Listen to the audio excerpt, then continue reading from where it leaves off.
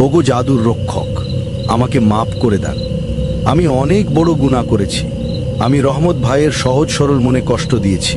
আমি চোর, আমি লোভী। আমাকে এই যাত্রা বাঁচিয়ে দেন হুজুর। আমি কান ধরে তওবা করছি, আর কোনোদিন পরনিন্দা করব না, কারো হক মারব না। রহমতের কলস আমি কাল সকালেই ওকে ফেরত দিয়ে দেব। ওগো সাপ ভাইয়েরা, তোমরা আমাকে কামড়িও না। আমি তোমাদের কাছে হাত জোড় করছি। হুজুর, আমার চোখ খুলে গেছে। লোভ করলে যে এমন দশা হয় তা আমি হাড়েন টের পাচ্ছি। আমাকে শুধু এইবারের মতো মাফ করে দেন। আমি জীবনে আর কোনোদিন চুরি করব না, কোনোদিন না। হা হা হা হা।